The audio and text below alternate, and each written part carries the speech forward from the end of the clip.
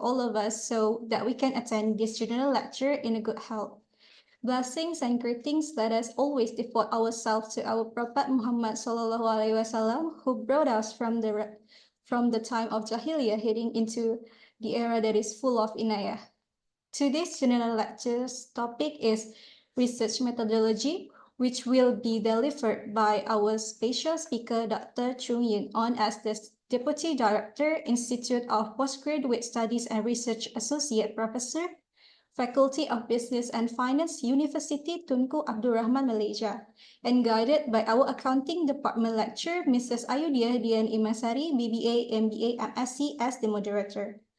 Let me introduce myself. My name is Susila Treolenderi as the Master of Ceremony. Here, I would like to show you the agendas we have arranged today. First, the agenda is opening. The second agenda is a general lecture sessions. The third agenda is question and answer sessions. The next agenda is the special recognition, and the last agenda is photo sessions. Let us start the first agenda, which is opening. So let's open this agenda by reciting Basmalah together. Bismillahirrahmanirrahim. The next agenda is general lecture session with the topic research methodology and will be delivered by Dr. Yuen Onn. This event will be guided by our moderator, Mrs. Ayudhya Dian Imasari, BBA, MBA. Mrs. Ayudhya Imasari, the time is yours. Thank you very much, Susila, for the opening. Assalamualaikum warahmatullahi wabarakatuh, and good morning, ladies and gentlemen, esteemed faculty members, and dear students. Good morning and welcome to today's special guest lecture. It is my pleasure to extend a warm welcome to all of you as we gather to explore the fascinating and vital world of research methodology. We are honored to have our distinguished guest, a renowned scholar whose dedication and contributions to academia and research are truly remarkable. It is my privilege to introduce Dr. Yuen Onn, an accomplished associate professor and deputy director of the Institute of Postgraduate Studies and Research at University Tunku Abdul Rahman, or UTAR, in Malaysia. Dr. Chung's academic journey is a testament to his unwavering commitment to education and research. Dr. Chung's impressive educational background includes a bachelor degree in business administration with first-class honor from UTAR, a master philosophy in business and finance, and a doctorate in management and economics from University Pendidikan Sultan Idris in Malaysia. Currently, as a faculty member at UTAR's Faculty of Business and Finance, Dr. Chung teaches, inspires, and mentors students while advancing research in organizational behavior, educational management, medical tourism, and environmental studies. He has published over 170 research papers in leading journals and conferences, earning more than 1,850 citations on Google Scholars and recognition from the academic community worldwide. Beyond teaching and research, Dr. Chung plays pivotal roles as a reviewer and editor for high-impact journals, as well as a mentor to postgraduate students across multiple countries. His ability to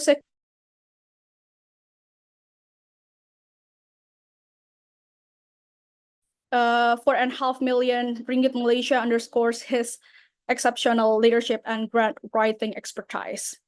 Today, we have the privilege of benefiting from his vast knowledge and experience as he shares his insights on research methodology. This topic lies at the core of producing impactful and credible academic work, and it is critical for aspiring researchers and practitioners alike. And ladies and gentlemen, please join me in giving a warm welcome to our distinguished speaker, Dr. Yuen Onn. Thank you very much for joining us today, and the floor is yours. All right, thank you so much. Can you hear me before I? Yes.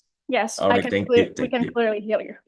All right, thank you, Ms. Saduya, and also the MC for today's. Also thanks to the deans of the Faculty of Economics and Business at Universitas Muhammadiyah Yogyakarta, in short for UMY, for inviting me and giving me the opportunities to deliver this lecture to you all, and also to thank to Dr. Penny as well.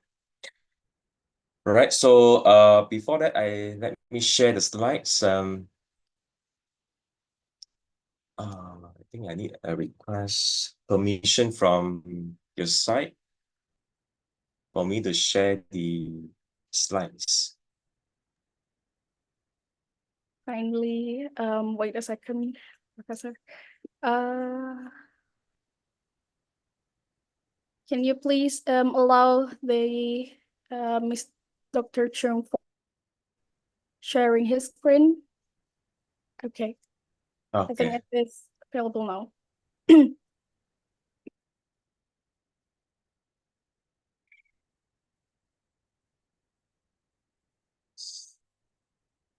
All right. Let's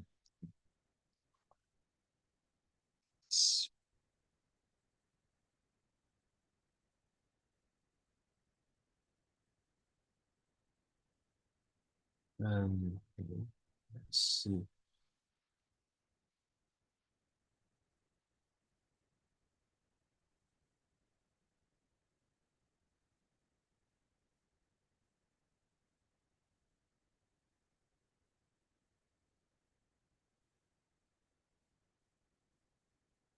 How to make it bigger?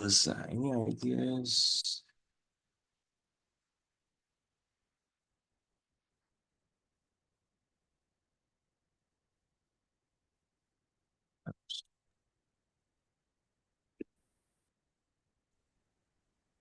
Your screen is visible now. Is it? Can you see? Yes, yes, yes. It is already visible to us. Oh, all right, all right. Thank you.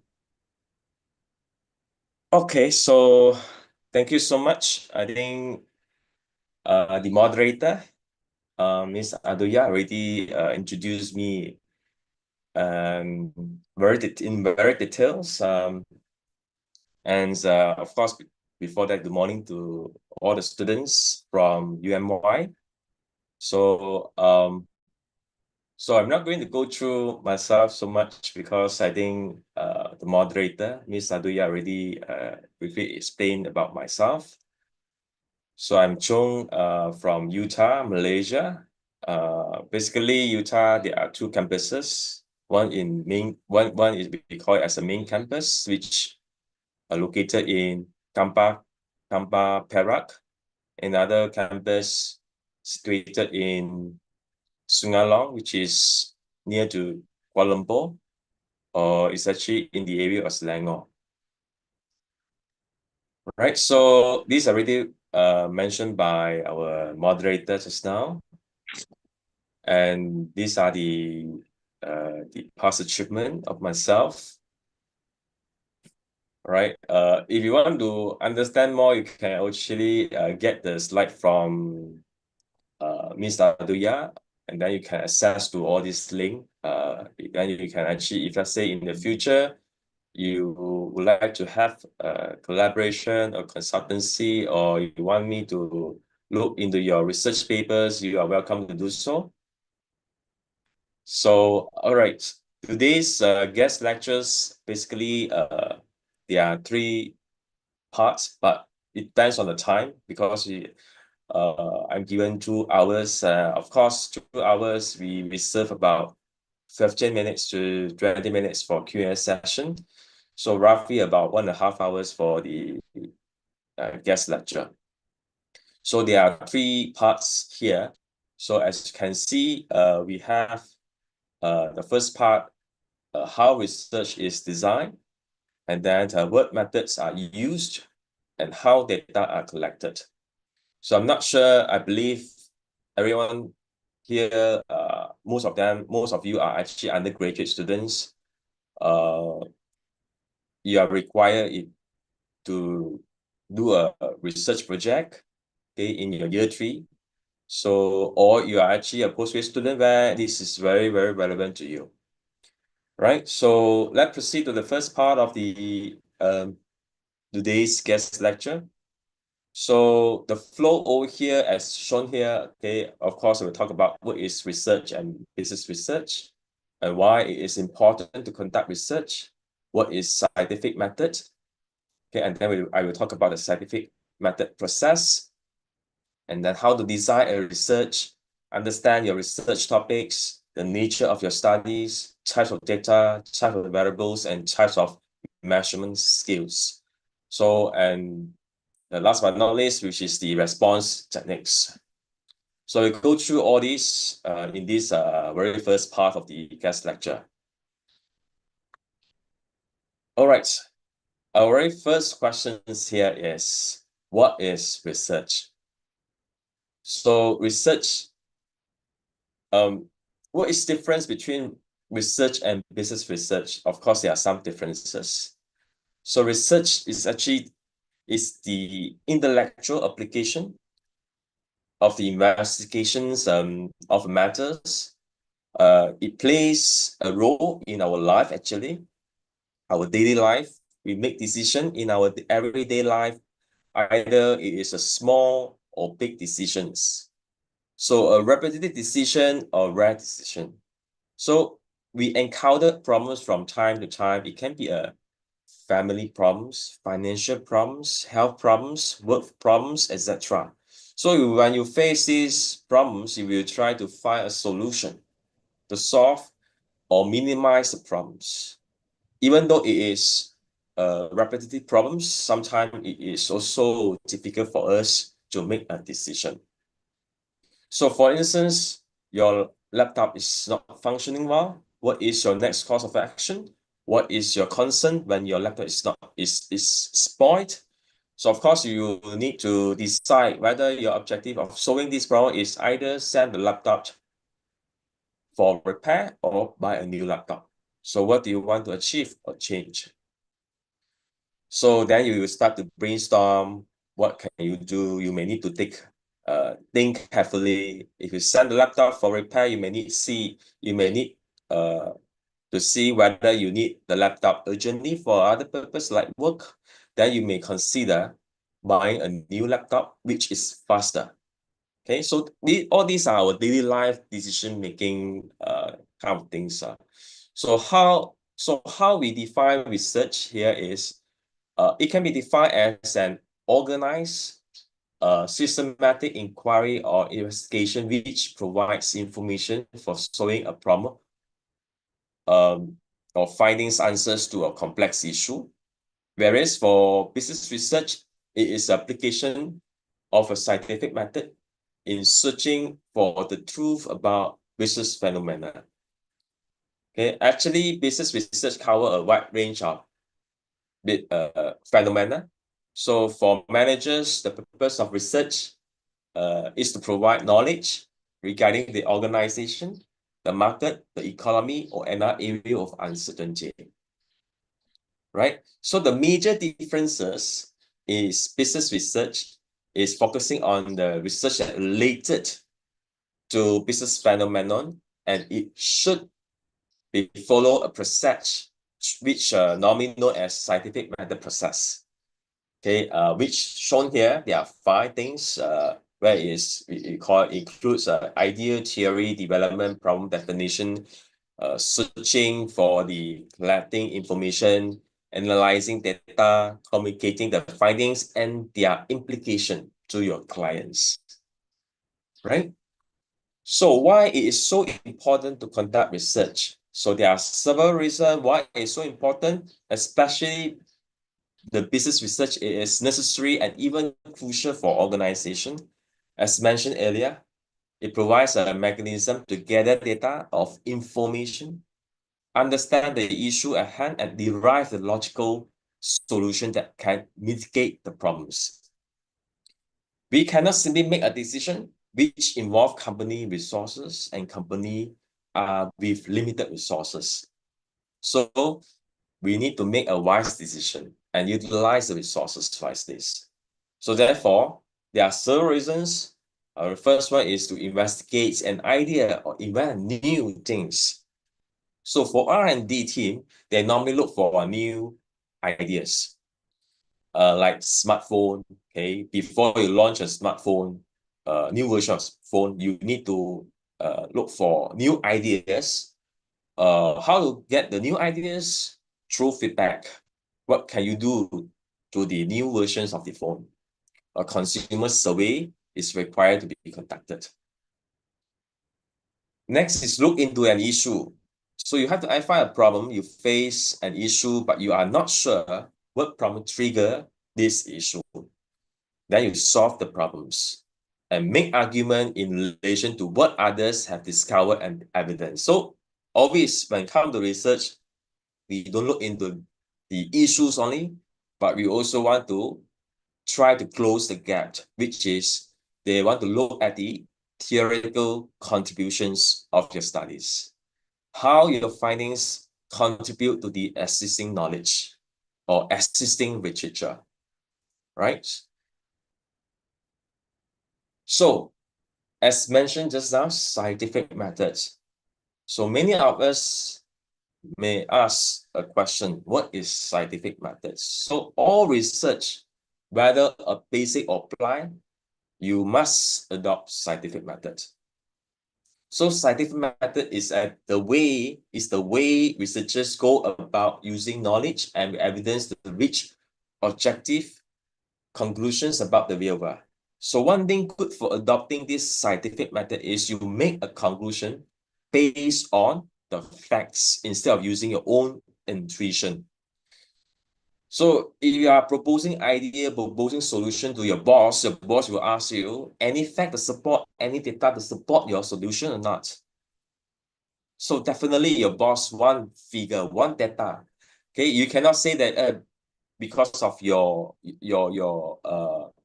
point of view, you think that we should use this solution to solve the problems without any fact and figures to support your decision, right? So this is the scientific method process. So involve 6 stages. Okay, observation. Then we have research questions. Then we propose hypothesis. Then we collect data and test the hypothesis and make a conclusion. And we will deliver the result to the clients or to our boss. So this is we so-called as a scientific method process. So, however, it is also important to use the right research method or approach to reach a useful result. But we always remember, okay, a problem properly stated is half solved. Most of us fail in our research because we identify the wrong problems. Right? So a problem properly stated is half solved. You already know what is a problem. So the next course of action is to identify the most appropriate solution to solve the problems. So as you can see, okay, the same image here that shown earlier. So first of all, you're going to understand the right problems or issue. Most of us, sometimes you identify the wrong problems. We treat symptom as a problems, right? So we have to be careful when it comes to identifications of the problems. And then after we have identified the problems, understand the problems, the next step is to identify a list of possible root causes. Then we will need to propose the questions. Normally we have objective and questions, and then we have general questions, specific questions. And then from there, we will derive the hypothesis, right? So formulate the hypothesis correctly and meaningful, which is make sure the hypothesis is aligned with the questions, consistent with the questions. Okay, and then once you have formulated hypothesis, so the next action is to conduct fieldwork, collect data, and then one more thing is you have to determine the sample size required for this research. right? So, and make sure you focus on the right group of respondents. If you focus on the wrong group of respondents, then you actually jeopardize your entire research. You have to redo your research, right? Which is take time and costly. And lastly, with the conclusion, you make a conclusion with the results. Of course, because you have conducted the analysis, then you have the result, and the result you're going to deliver this to the clients that you're going to propose some solutions on how to solve the problems that you identify in the first stage. So that is the entire process, right? So next is how to design a research. Okay, once you have the problems, you have the hypothesis, you have the questions, you have the objective. The next step is to how are you going to collect the data?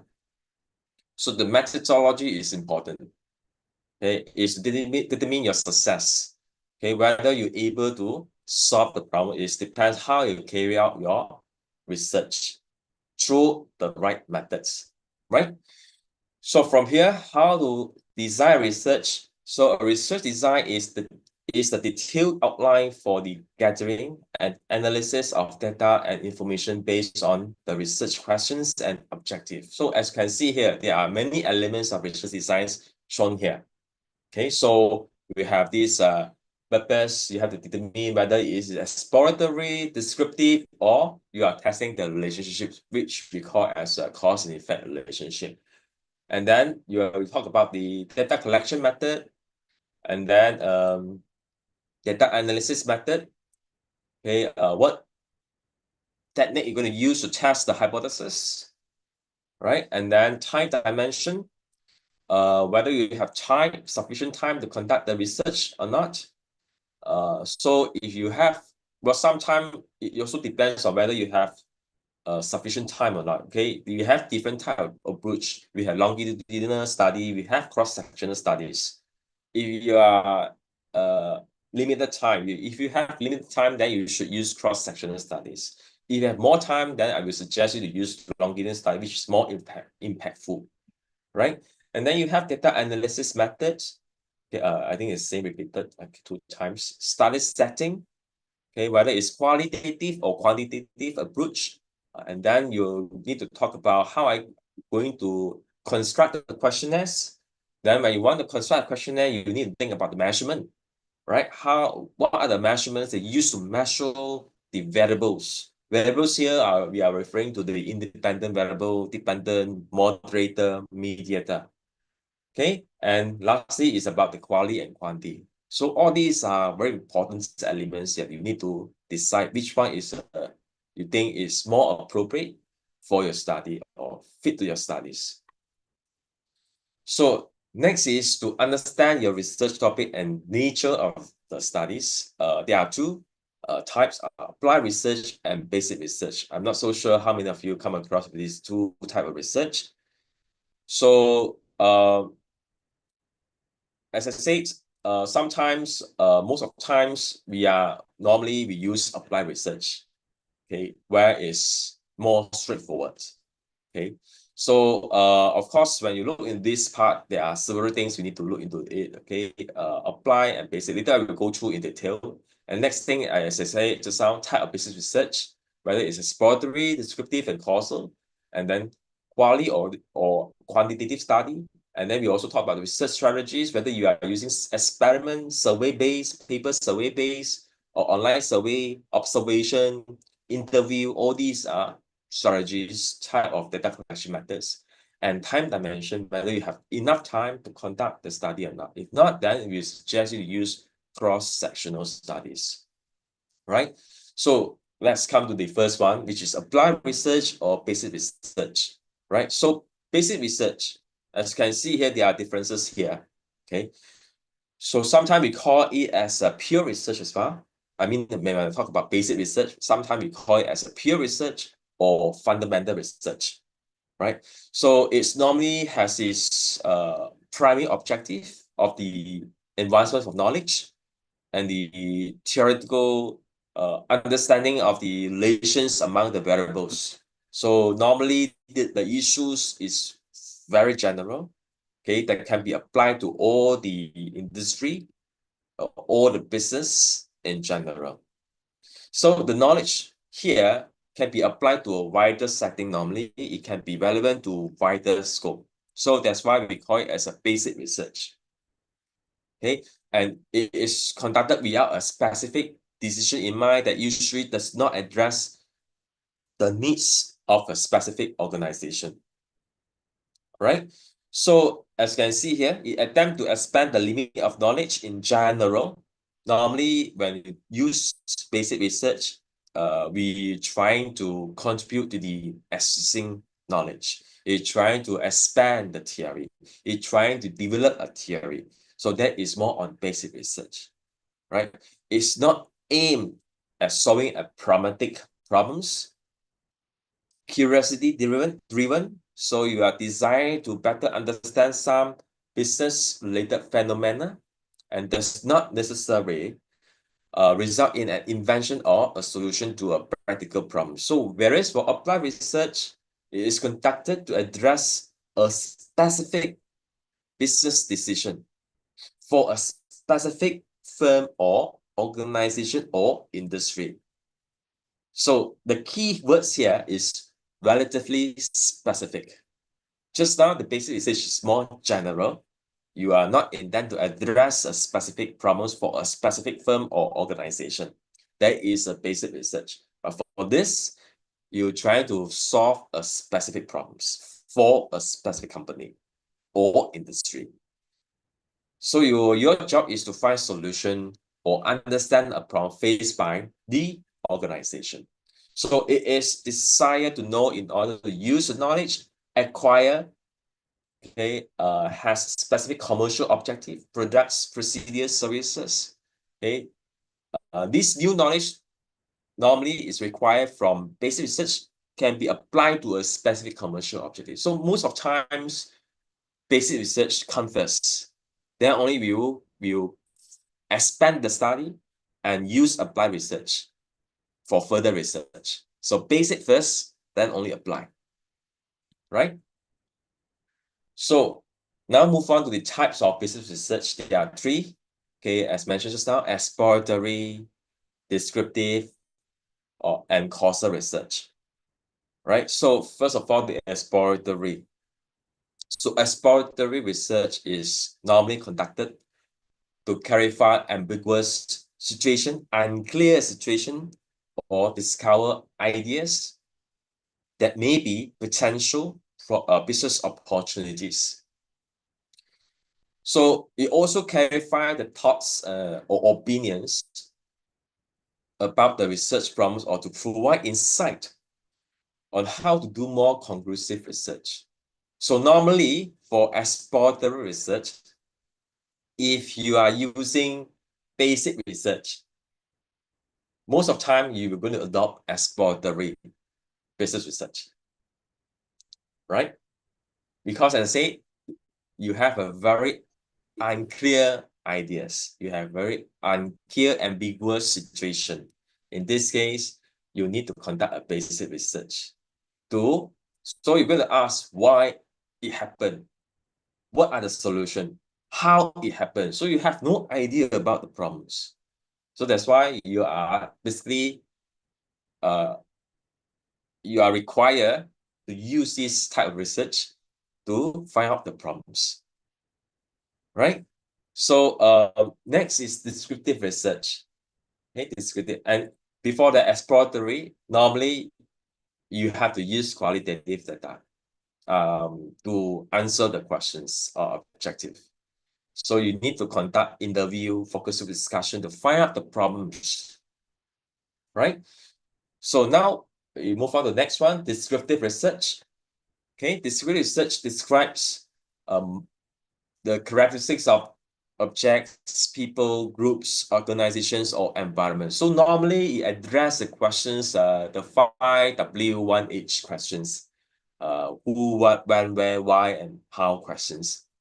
So these descriptive research studies are normally conducted with a considerable understanding of the situation being studied, such as the characteristics of good leaders, understanding your customer buying behavior so that the sales and the marketing team could make better choices about new product innovation and so on, right? So that is descriptive research, which is you are describing something, right?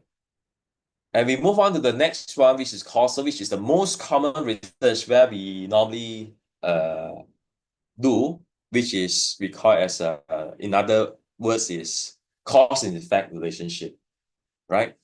So this cause and effect relation which allow causal inference to be made. So you are testing whether the cause will influence the effect.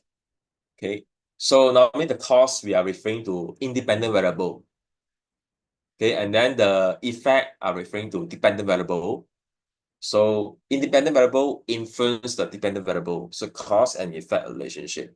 So that is called cause and effect relationship. So means when something causes an effect, it means it brings it about or make it happen. The effect is the outcome normally. So usually this causal research follows exploratory and descriptive research. It comes after the exploratory and descriptive research. Therefore, researchers are quite knowledgeable about the subject. Then they can take a long time to implement, often involve intricate design that can be very expensive. So there is a type of business research. Again, normally the causal research are referring to this applied research. Okay, causal, normally, and if you are using applied research, normally you're going to use causal research, right? Descriptive also is under applied. But basic, if you are conducting basic research, then you need to use exploratory research, right? So next is the natures of the data. So it's also related to the previous section, as I mentioned just now, qualitative and quantitative. When should we use quantitative? When should we use qualitative? So quantitative business research is, it means it generates statistics through the use of large-scale survey research using methods such as questionnaires or structural interviews. Okay, structural interview means you have a fixed options for them to choose, but you use individual interview method to ask them whether they want to choose A or B and so on. Okay, so that is referred to quantitative research. Okay, it normally represents the phenomena by assigning numbers in an order and meaningful way. I believe all of you fill up the question before your senior invited you to fill out the questionnaire survey. So you are given 10 minutes or 15 minutes to fill up all the questions. So you are given a fixed options. Okay, then you have to choose only one options from each questions. That is referring to the survey-based or questionnaires. Right? So and you require many respondents because normally when we talk about sample size for quantitative research, if you're using SCM, structural equation modeling techniques to analyze the model, then you need at least 200 samples. 200 respondents to answer the questionnaires. Okay, so normally you are using clues questions where you give a limited option for them to choose.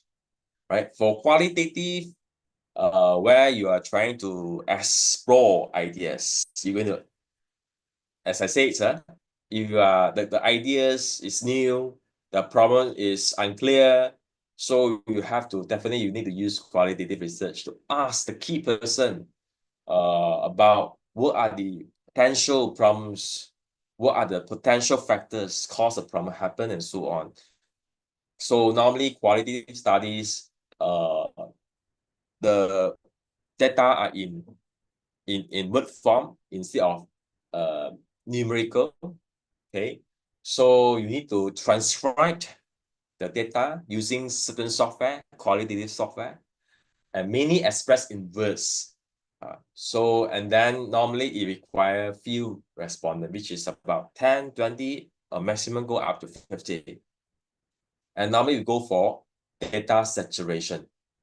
right? So, and most of questions are open-ended questions, so every respondent will give you different answers. So there is the difference between qualitative and quantitative research.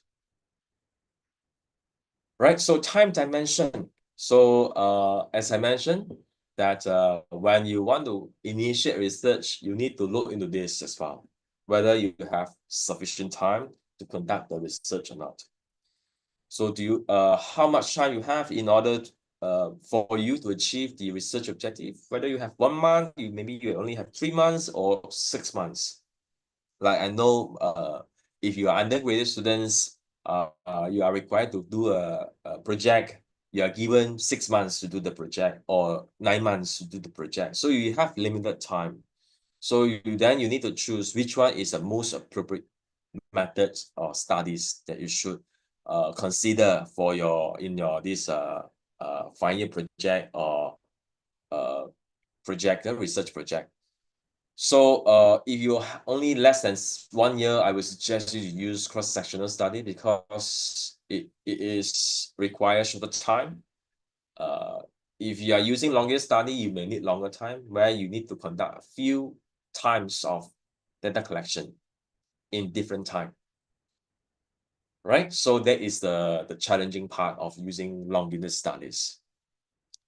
Right? So that is the part that we will need to consider when we choose the whether cross-sectional study is it more appropriate or longer studies is actually more appropriate. All right, so of course, after you have decided all this, so next thing is you need for a sound research design. So what do we mean need for a sound research designs? So at least a sound research design tells a good master plan. So which is good or credible research can be conducted. So one of the example is a good quality research must embed the right measurement for the right variables as I mentioned just now. So I believe, okay, once you have construct the model, we call it as a research model, or research framework or conceptual framework, you have many variables, okay, that used to construct the model. So the next step is you need to identify, you need to look for a measurement that you think is able to measure the variables, okay, for each variables, right?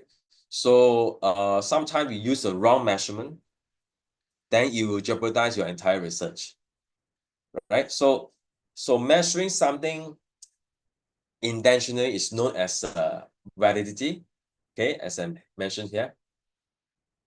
And for instance, if you want to measure the height, so you don't use kg, okay, kg as a measure for these items. Okay, the height, you should not use kg as a measurement, right? So you should use the right measurement to measure the height. Okay, how tall is it? Okay, you are not using kg, that is to measure the how heavy of an object. So the accuracy of a measure or the extent to which a score truthfully represent a concept. All right. So does a skill measure what was intended to be measured? Okay. So is there a consensus that the skill measures what it is supposed to measure? Does a measure correlate with other measures of the same concept? Does the behavior expected from the measure predict actual observed behavior? So it's something very technical. Okay. So in research, that's why we call validity is a key in surveying the nature and quality of research. So another vital idea is in evaluating research quality is reliability.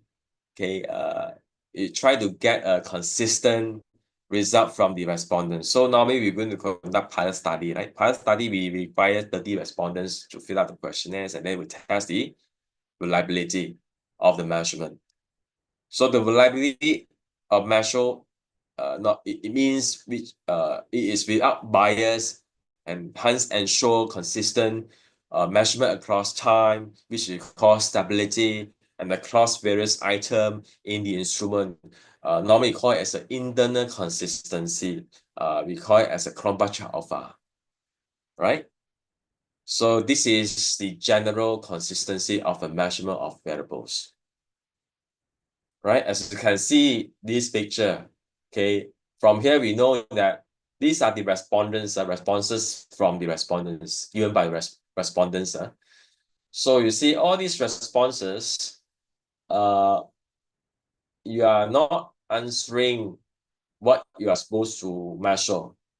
Okay, I mean the variable. You are supposed to measure this variable, but most of them actually give you all these answers, right? And their answers are not similar. Okay, very different. So in this case, your data is not reliable and your data is not valid. Then you have a big problem when it comes to this testing the hypothesis and so on. You may not get a good results. Okay. Next is in another situation is or scenario is you see the respondent give you again very different answers as well, right? But some they actually give you quite close kind of answers. So it's not reliable, but consider a valid a bit lah. Okay. And this scenario is, okay, everyone give you a very similar answers. Yes, you are very happy. You're going to get a high reliability score here. But the problem is you use the wrong measurement. Okay, you are using the wrong measurement to measure the variables. So you are not measuring the variables. The question that you use is not measuring the variables. Okay, the question you use is used to measure another variable. So even though you get a consistent score, but it does not help you to answer the research questions, right? So it is we call as reliable. You have a reliable result, but not valid, right? So our objective, okay, is to make sure we get reliable results and a valid results, which the score are very similar to each others. Every respondent give you the similar results, and they are answering the right questions, that measuring the variables, so that you can test the hypothesis more accurately, right? All right, so we come to these types of data to be used. We have two types, primary or secondary. But for us, social science, normally we use primary data. Okay, primary data normally we call as we try to collect first-hand information. Okay, where you use these various type of methods, survey, polls, interview, Delphi techniques, and focus group to get the first-hand information from the respondents. But sometimes some of the studies, like economic studies, normally we're going to use secondary data, right? So you can get it from all these sources, like financial report, sales report, government report, and so on. And that is referring to secondary data, right? So you have to decide which data is more appropriate to be used to test the hypothesis so that you can answer it reflect to your research questions objective. So of course, I think every one of you, you come across these types of variables. So what is variables? Anything that varies, changes from one instant to another, can exhibit differences in value, usually in magnitude or strength or in direction. So, and what is constant, something that does not change, is not useful and in addressing research questions. So yeah, okay, when you develop a formula, you will see, okay, what is constant, what is variable. So basically there are many types of variables. Basically there are four types, as I mentioned just now. So I will briefly go through this. I believe all of you know what is this types of variables. So first of all, a basic model, you should have a independent variable and dependent variable. So independent variable are referring to a variable that is expected to influence the dependent variable in some way. So the independent variable is the factors that are going to influence other variable, right? So whereas for dependent variables, is a process outcome of or a variable that is predicted or explained by other variables. So that means it explained or it influenced by the independent variables or mediating variable or moderating variable, right? So that is dependent variable. And whereas for mediating variable is surfaced as a functions of the independent variables operating in any situation and helps to conceptualize and explain the influence of the independent variables on the dependent variable. So normally when we draw in between the dependent and independent variable. In order for independent variable influence the dependent variable, it must go through the mediator, right? So you have three variable in a line, same line. Okay, you have to go through the dependent, then only will influence the dependent variable. Okay, you have to go through the mediating variable, then only can influence the dependent variable, right? Whereas for moderating variable is a moderate, is a quality, it can be qualitative or quantitative, okay, variable that affect the directions of two variables. Okay, it can be independent to dependent, or mediating variable to dependent, or independent to mediating variable. Okay, that will show you how it look like, so you can get a better picture of this. So first of all, as I say, a basic model, you should have two types of variable, which is independent and dependent, in order for you to draw a basic model. So as I say, independent is referring to cause. Dependent variable is referring to effect. The cause influence the effect, right?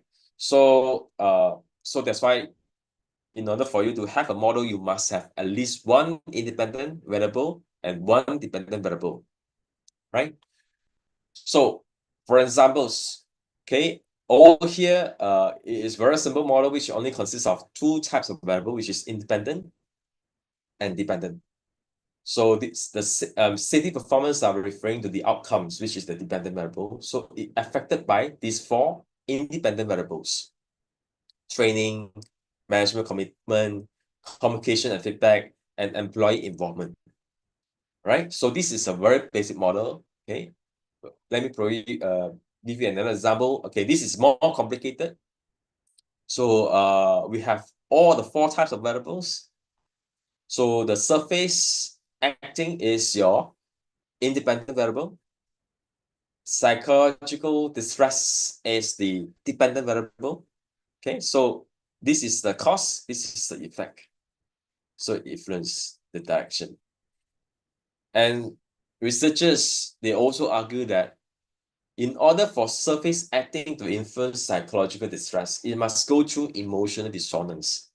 So this emotional dissonance is actually treated as a mediating variable.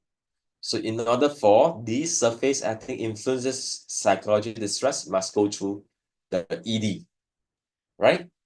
And then the researchers also made another claims that the emotional dissonance to influence psychological distress, it would moderate by occupational distress. Some occupations are very stressful, right? Like specialists, doctors, engineers, their job is the stress level is higher as compared to other occupation. So different occupation stress level will actually influence the relationship between emotional dissonance and psychological distress. So this is referred to moderating variable. Okay. All right. So type of measurement skills. Okay.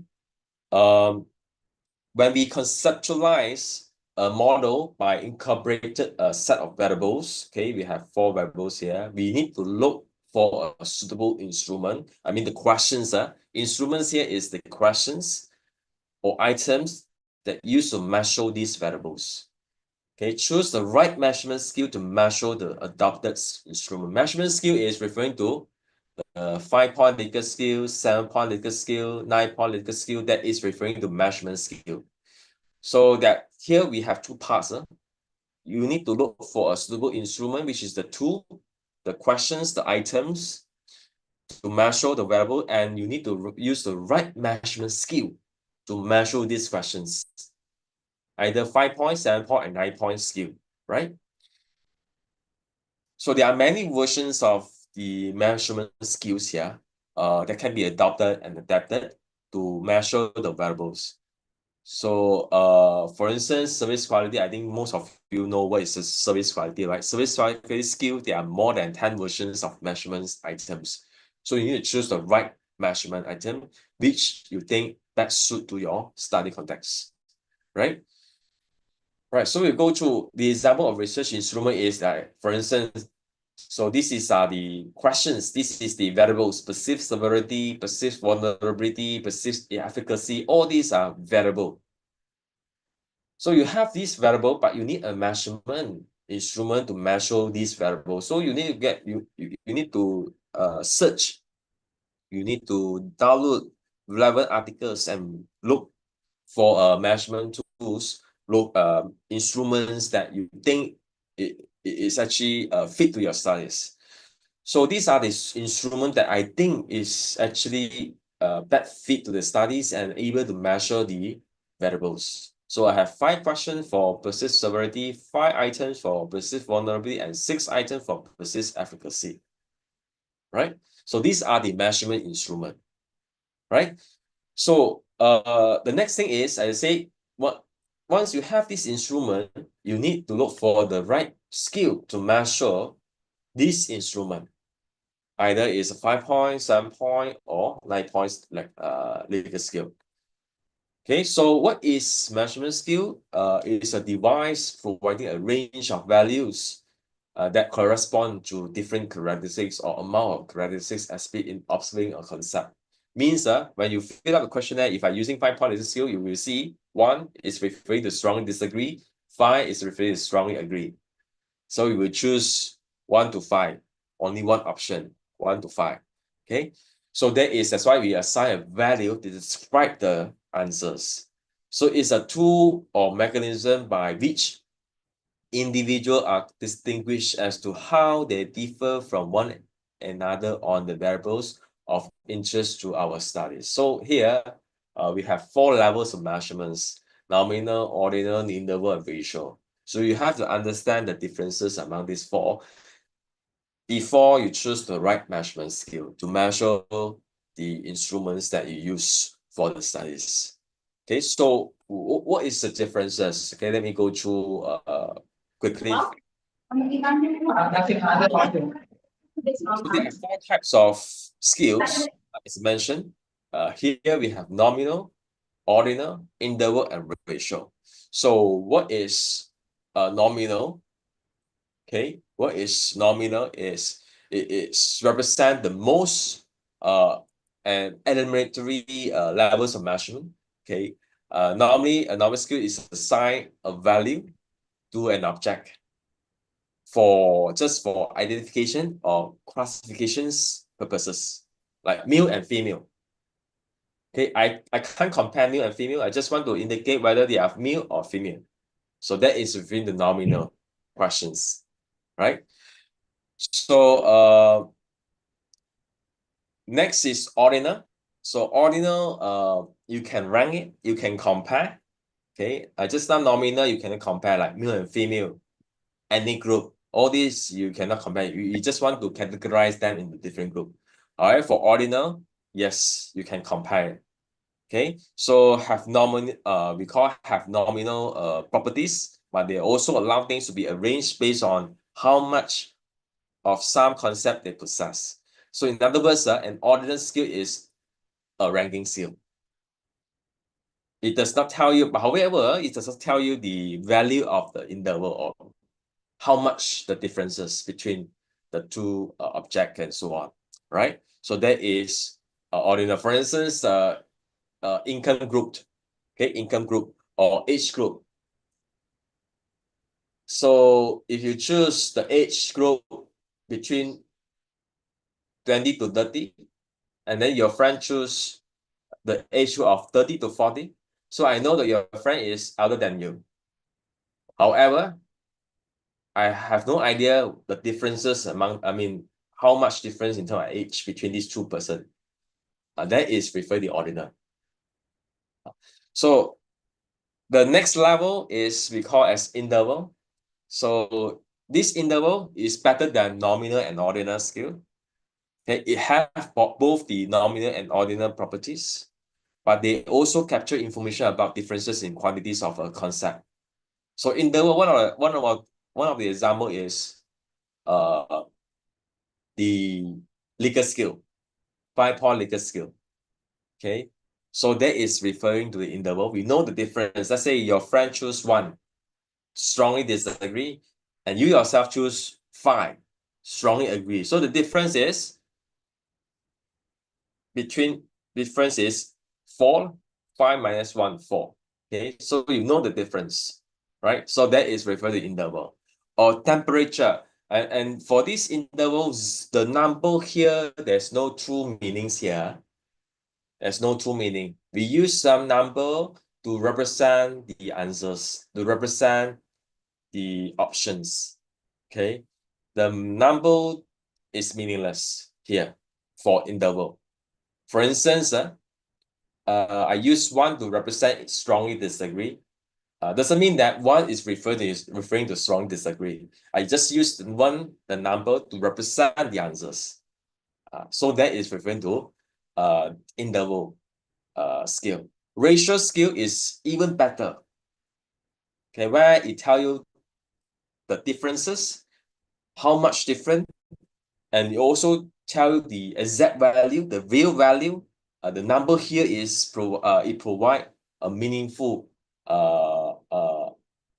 numbers or values for you. Okay, not like just now I mentioned about interval. Okay, for instance, salary. Okay, salary. Your friend getting 2,000 and you yourself getting 3,000. I know the difference is 1,000 ringgit. So the 1,000 ringgit is means something, right? It means something. Okay, where the difference is 1,000 ringgit, right? So that is referred to ratio. So it gives you more meaningful data or information. So, and come to response techniques. Okay, there are many types of response techniques. So, in order to collect this primary data to measure the variable survey are the most common method used. So a good selection among the types of skill is helpful in reducing error in collecting data. So for instance, rating skill. The respondent is required to choose choose a preference for a statement or item. So the respondent is required to compare a different item and ratio skill. These types of skill are applied widely by researchers because they make it much easier to understand answers by the respondent and it's less burdensome. And whereas for ranking skill, okay, the respondent is required to compare and 2 or more objects directly. So the respondent need to evaluate all the groups of objects in hierarchical order. So and compare the rating skill. Yeah, each item is ranked and has a unique value. Okay, so that is within the ranking skill. So these are the example of the rating skill. So you just need to choose one answers, cannot more than one answers, only one. Okay, yes or no, male or female. This is referring to rating. Okay, only one choice, one option selected. Okay, this is rating skill. You only can choose one answer for each. Right? This is also a rating skill. You can choose only one. Either close to strong or way close to decisive or indecisive, right? And this is ranking skill. They want you to rank. Okay, brand 1, brand 2, which one you prefer? So you prefer Samsung. So this one, which one you prefer? You prefer LG. So they force you to compare. That is referring to ranking skill. Okay, and then they ask you to rank the shampoo 1 to 6. Okay. Okay, this is a ranking scale as well, using compare skill, compare with this .com. Okay, so compare with others, whether you are recommending about the same and so on. All right, so we come to the end of part 1. So I now move on to part 2. I still have about half an hour's time. Then we reserve for 20 minutes for Q&A session and group photo session, as mentioned by the moderator. All right, so I actually shared the slide with the Dr. Penny, and also so you can get the slide. I mean, student, if you want to get my slide, you can always get a copy from the faculty. So this QR code is my profile. You can just scan and then you will get to understand myself. Okay, if you find something similar, at the same time, maybe you are doing something research that related to my area, and you need some advisors, you can always come to drop me an email. I will try my best to address your questions. Right. So let me switch to another slide, sir.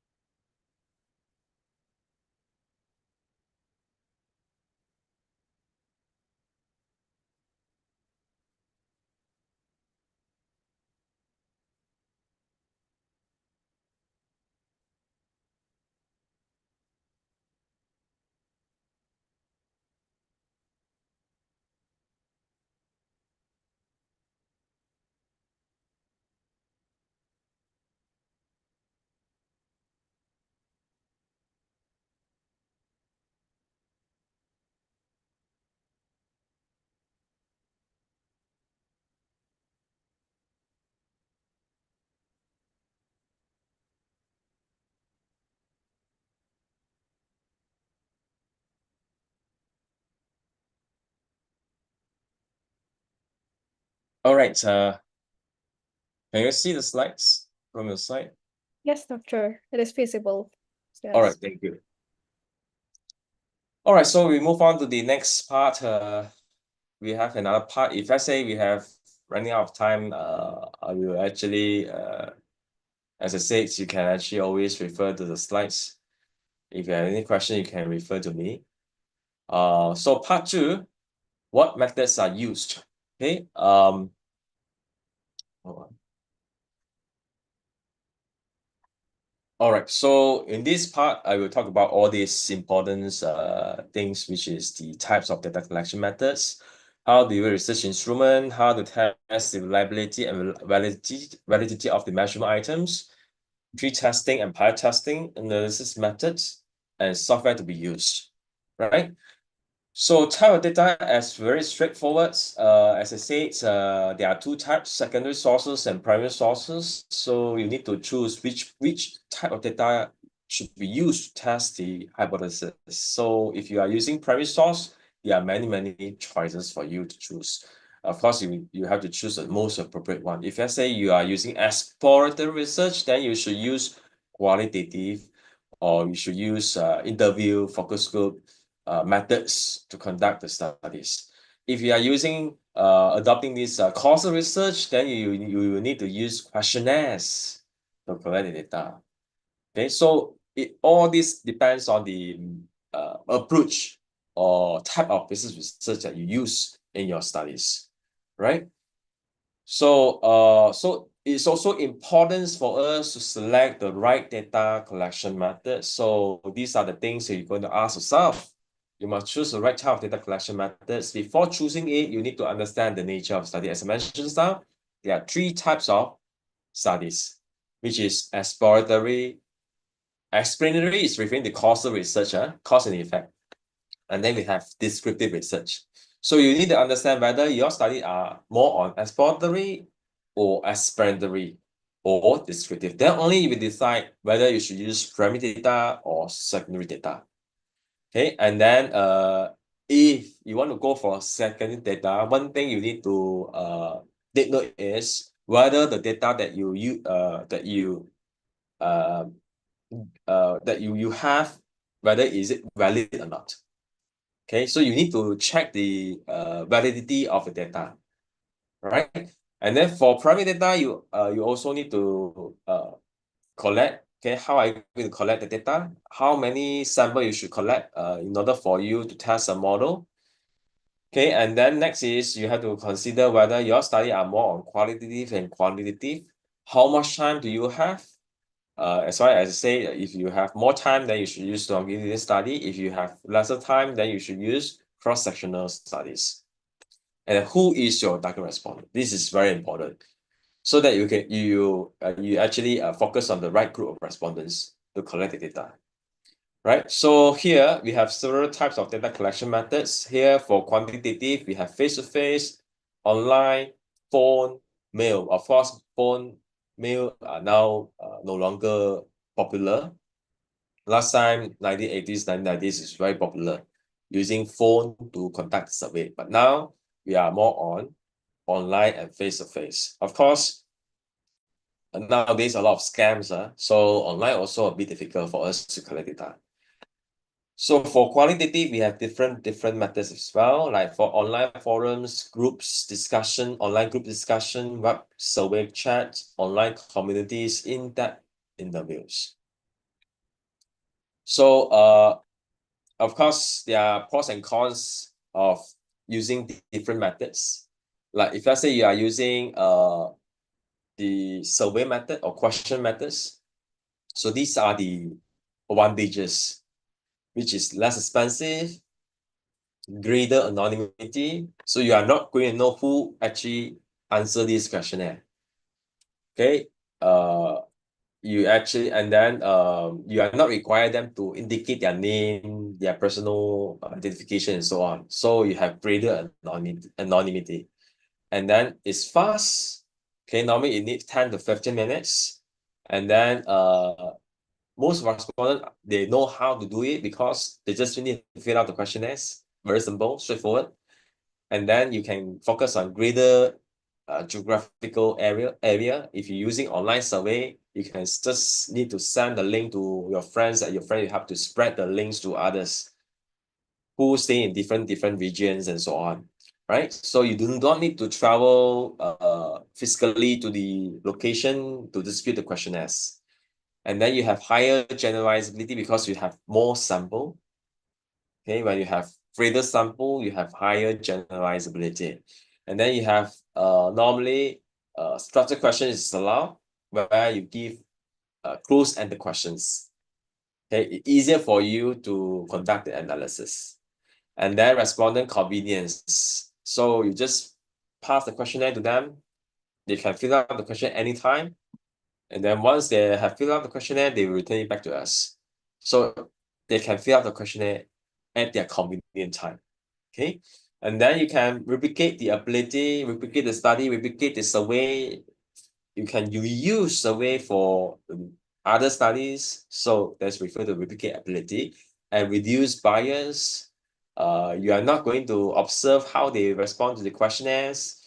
So they are more freedom, less intrusive than interview. But sometimes you conduct interview, interviewee may not they may not feel comfortable when they share their experience and so on, or when they tell the truth. So therefore, sometimes it's better if you are using survey method.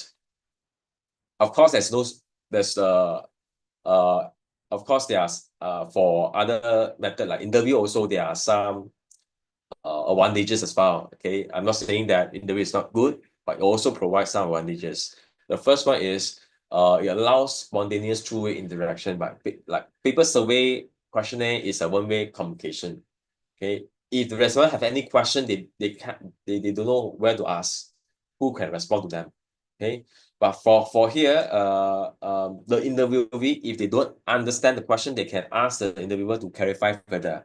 So it's more on two-way interaction, which is more accurate.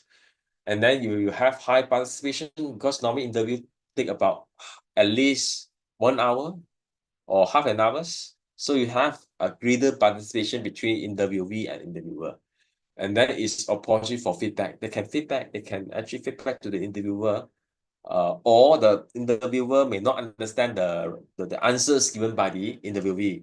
They can ask the interviewer to further elaborate the answers. So that is referred to opportunity for feedback.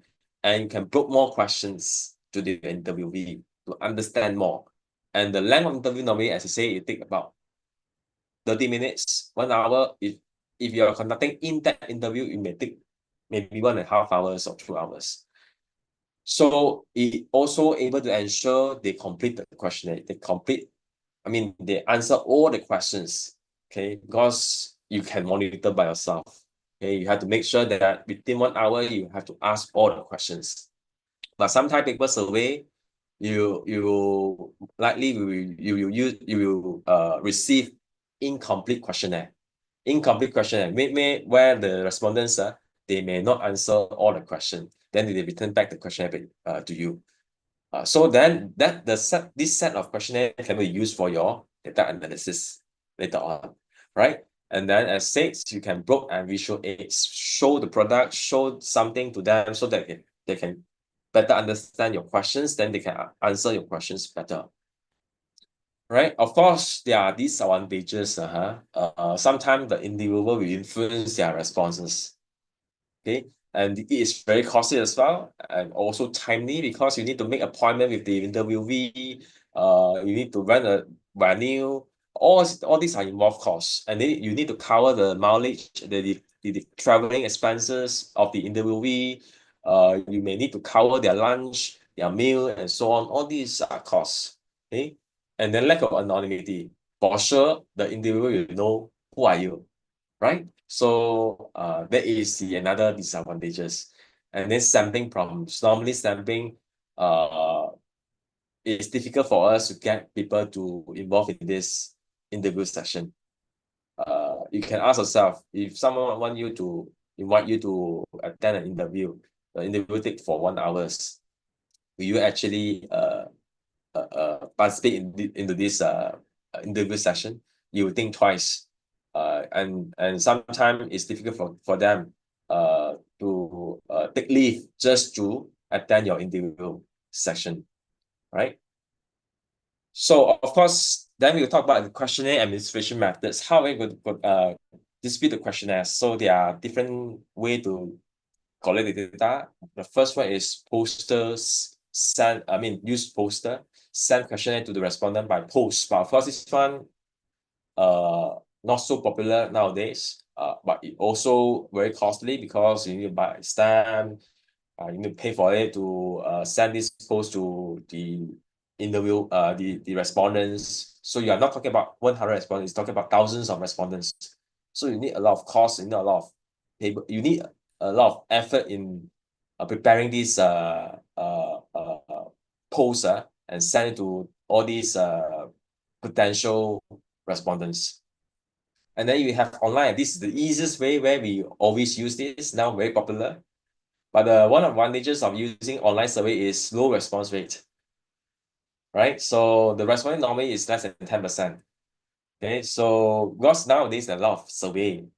Okay, there are many researchers are conducting survey, fieldwork. So we receive a lot of survey, online survey. So we feel very annoying sometimes. So you don't want to respond. Okay, and then you can use delivery and collection. So you deliver the questions to respondent by hand and collect them later. This one you need a lot of effort. You can hire research assistant to help you.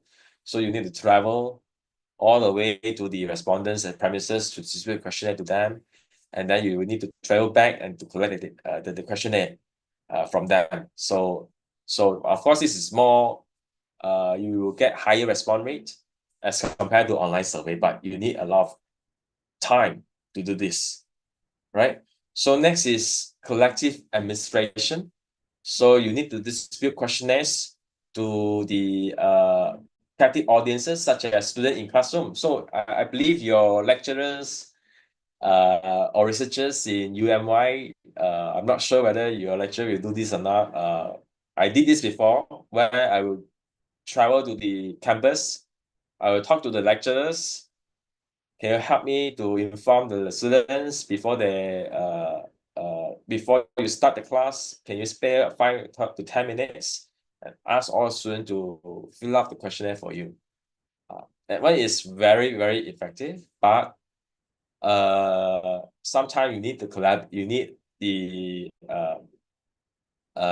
collaborations and also the collaborativeness of the lecturers, whether they willing to let you to do the fieldwork before or during their classes, right? So there are two sources of errors in questionnaire data. Okay, so the first one is we call it as a random sampling error. So where it's a statistic error that occurs in the sampling selection process.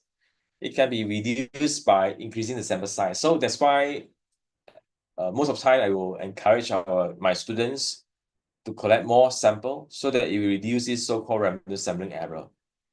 Okay, and then we have this another error called systematic error, which mistake in the execution of the research. There's no perfect research. Okay, sometimes you make mistakes. Okay, for instance, respondent error, sample bias due to respondent lack of cooperation, or such as respondent refuse to participate, or misunderstand the questions, or refuse to provide truthful responses. All these are bias. And then we have administrative errors, which is improper execution of the research plan. It includes data entry error. We enter the wrong number, enter the wrong number or wrong responses. Okay, the interviewer actually trying to influence the interviewee, how they respond to the questions. All these are referring to administrative errors. And then also referring to this sample selection error. Okay, sometimes we selected wrongly the sample. It could happen actually, and interviewer cheating or influence. So next one is how are we going to develop the research instrument, which is very important, as I mentioned just now. Here, I come up with this process. First of all, you need to identify, justify, develop, convert, identify, prepare, and pilot, right? So I go to one by one, identify. So first thing is you have to identify the measurement.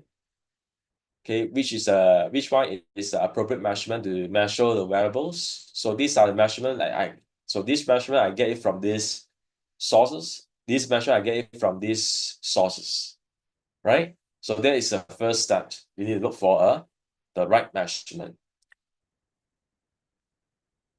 So of course, when you identify, you need to justify why you choose this measurement. Why you choose this measurement? Why you choose this measurement from these authors? There are many measurements. Why this? You need to explain. You need to justify in the methodology section. Okay. After you have justified, then you develop a table and convert the skill into questionnaires.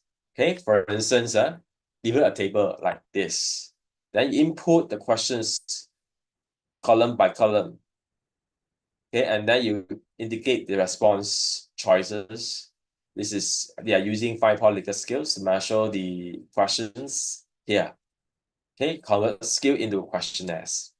And then you need to identify the demographic variables. What demographic questions that you like to ask the respondents, like what is their gender, what is their date of birth, what do you consider your ethnicity to be, what do you consider your race, all these questions. But of course, you have to make sure it depends on your study whether you should ask these questions or not. Okay, you have not necessarily all the survey you must ask these questions. It depends on the purpose of your survey, right? So then you have to prepare a cover letter. So these cover letters, you need to talk about the purpose of the studies, but the purpose of the survey, the importance of the survey.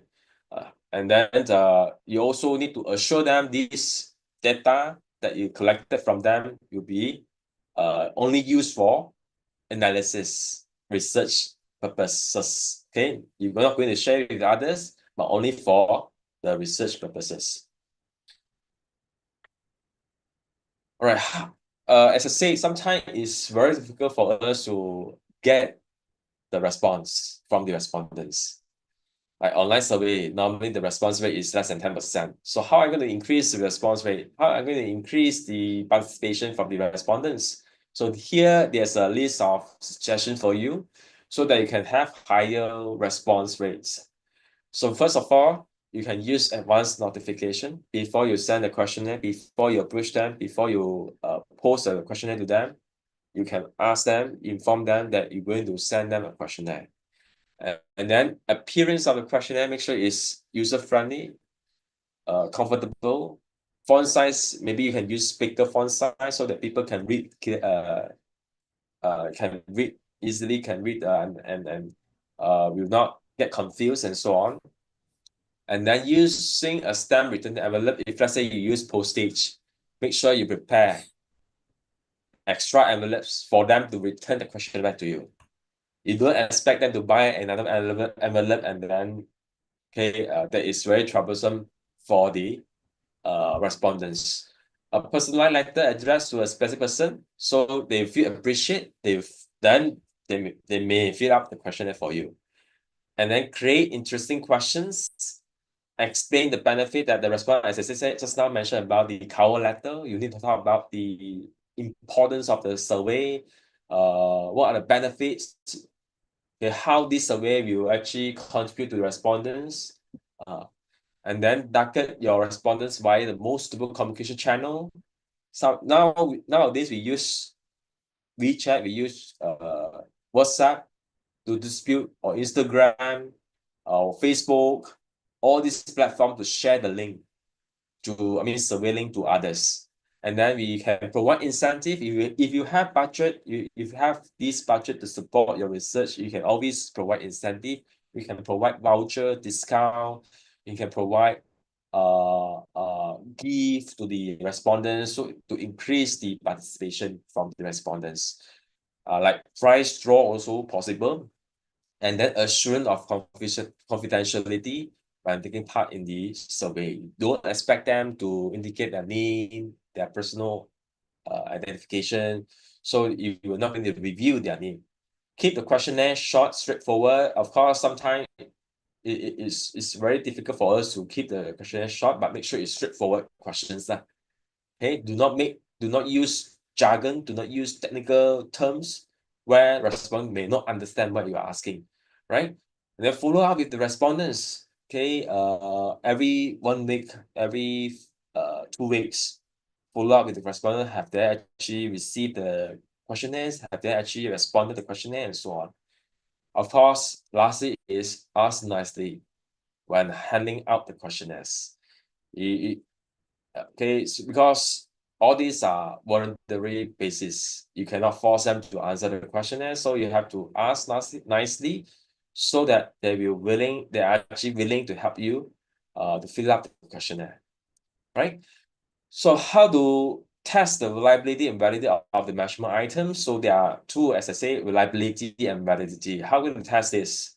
So okay, for this reliability test, we test reliability where is referring to test retest reliability is employed when the same set of measurement for the same sample is provided on the 2 different occasions. So what does this mean is you use the same questionnaires, you ask the same respondents to fill up for you at different point in time.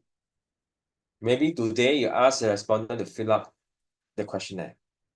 2 weeks later, you ask the same respondent to fill up the same questionnaire, and then you compare whether the responses are the same or not. That is we call as test retest reliability, right? Test retest reliability. So next is parallel forms of reliability, where a researchers prepare 2 sets of parallel tests at the same time for the same sample. So I have the same sample here, but I have 2 sets of survey. Maybe in terms of the order is different, so we ask the same respondent to fill up the survey at the same time. Then you check the consistency, right? And then interrated reliability, human vary in terms of their perception. So you ask the same set of questionnaires and ask 2 different customers to fill out the questionnaire and then test the consistency. That is inter-rated reliability. And then internet consistency reliability, which we normally use, okay, in our research. So it's only employed when one instrument was used to measure a variable for a sample consisting of a multi-item. So as you can see, just now I show you, you have 5 items measuring the variables, right? 5 questions or 6 items measuring the variables, the same variable. So in this case, you have multiple items here, and then you ask the respondent to see whether all this score is it similar or consistent. If you get 5, 5, 5, which is consistent, 5, 4, 5 is consistent. If you get 1, 5, 1, it's not consistent. So you have reliability issue for this measurement, right? So next is validity, where you to test whether you are measuring the right concept or not. Okay, so there are different types of validity, which is content validity, construct validity, and criterion validity, right? So I'm not going to go through in detail because of time concern. So okay, I will skip to the next one is pre-testing and pilot testing. Okay, each research studies, you need to conduct these tests before you go for full-scale studies, right? So this to make sure the questionnaires, the measurements are correct, where the questionnaires are in good orders, whether the items that you use is understandable by the respondents or straightforward. So you need to use pre-test and pilot tests to confirm this before you go for actual studies. So for pre-test is you're going to ask the expert to review your questionnaires, the items, whether is it appropriate to be used in your studies or not. Okay, so roughly now sometimes you need normally we suggest you to have 3 odd number of experts to review your questionnaire, I mean 3 or 5, right? So and then pilot testing, we have to get it right, okay, before the first time. Okay, how to conduct pilot testing? You need to actually invite 30 respondents, okay, or 20 respondents to answer the questionnaire for you. So then you will test the reliability score, whether is it reliable or not. If reliable, then you can proceed. If not reliable, there's something wrong with the measurement. So this is the purpose of why we need to conduct pre-test and pilot test.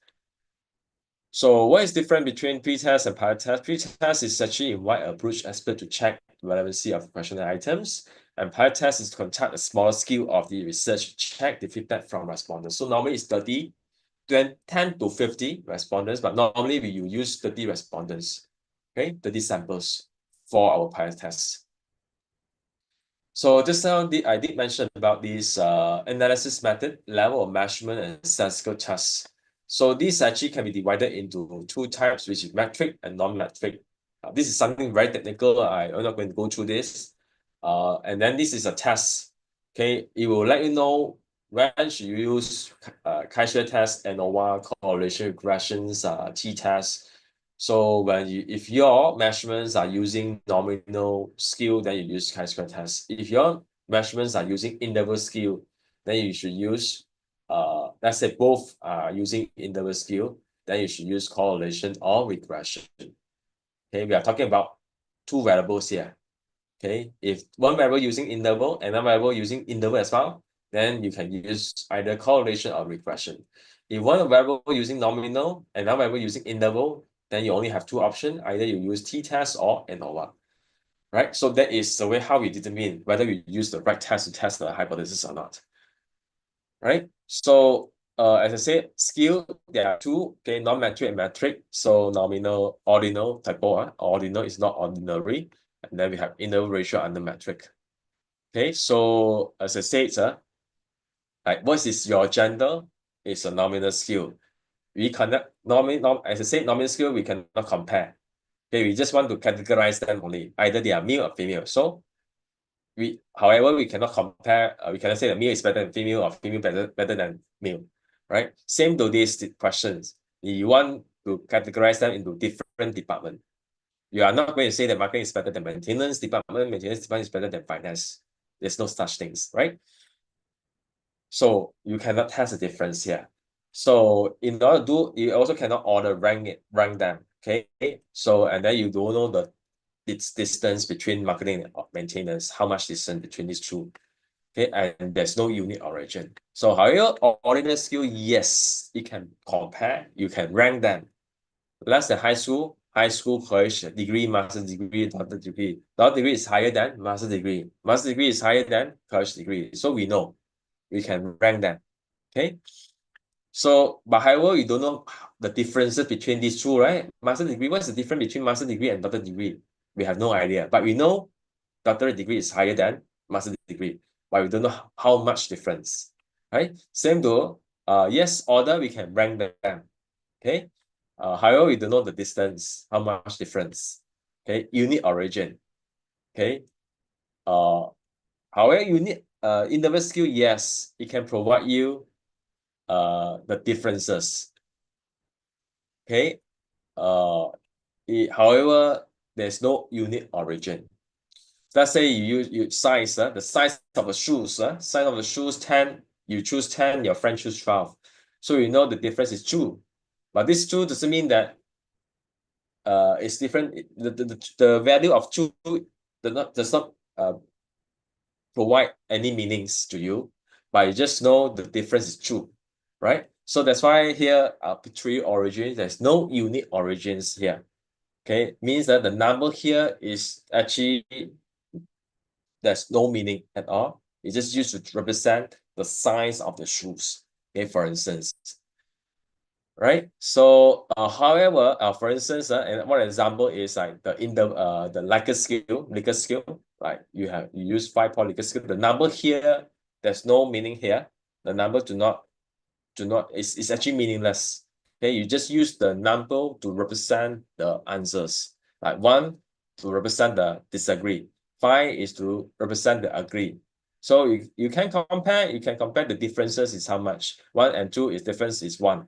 You know the difference on it, but this number does not show anything. Okay, there's no meaning at all, right? However, racial skill, yes. Like, what is your age? Your age is your age is 20. Your friends is 28 years old. So the difference is 8 years old. So 8 years old shows some meaning. Yes, your difference is 8 years old. Okay, so it provides differences. It can rank you who is elder, who is older, and so on. And then you can tell the difference also, like 20 years old and 28 years old, the difference is 8 years old. And it have unique origin. Okay, unique origin. Okay. So like, for instance, let me test you one thing, we quickly go through this. Price on the stock markets. So it's fall under which scale? Nominal, ordinal, we have interval and ratio skill. Which one? If you are asking the first question, the price on stock markets. So this actually, because RM, I mean, is monetary terms. So is these figures provide you the true meanings of the value of the stock. So that means this is a ratio skill. They are using ratio skill. And then marriage status is under which skill? Married status, married or never married? My question is, can we compare them? We cannot compare, right? We cannot say that married is better than never married, right? We only can categorize them, either whether they are married or never married. We cannot compare. We cannot say that never married is always better than married, or married is always better than never married. No such thing. Right? Next is a yes or no question asking whether a respondent has never been employed. Employed or not employed. Can we compare this? You cannot say that unemployed is better than employed or employed better than unemployed. No, right? We just want to categorize them. How many of them as unemployed? How many of them are employed? Right? So this is actually a nominal skill. And this one also a nominal skill. And this is racial skill, the first question. So next question, professorial rank. Assistant professor, and professor. We can rank them, right? We know which one is higher than which one, right? We know a professor is higher than associate professor. So this is actually using ordinal skill. Ordinal skill. Okay, but we don't know the difference between professor and associate professor. So that's why this question is up to ordinal skill. So the next question is grade A, B, C, D, F. So the grade A and B, of course, we know A is better than B, right? However, it won't tell you the difference, right? How much difference between A and B? We have no idea. But we only know that A is better than B. So this is actually an ordinal skill as well, right?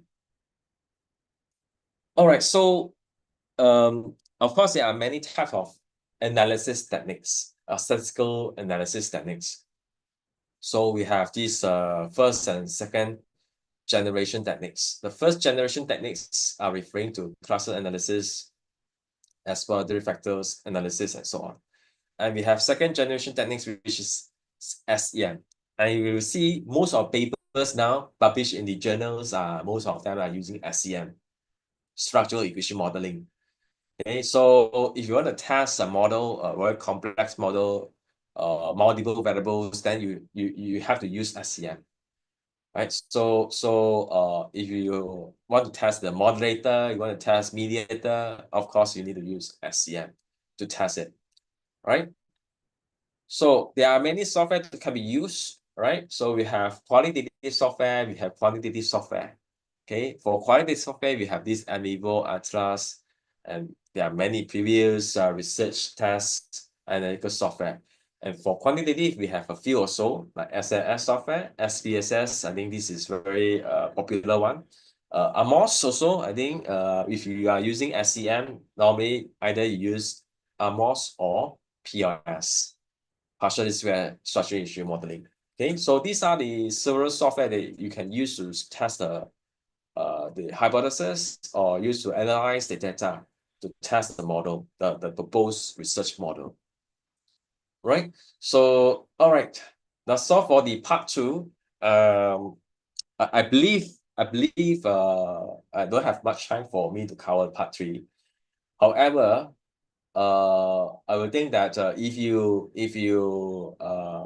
as I said, if you are interested, you can get the slide from the faculty to go through.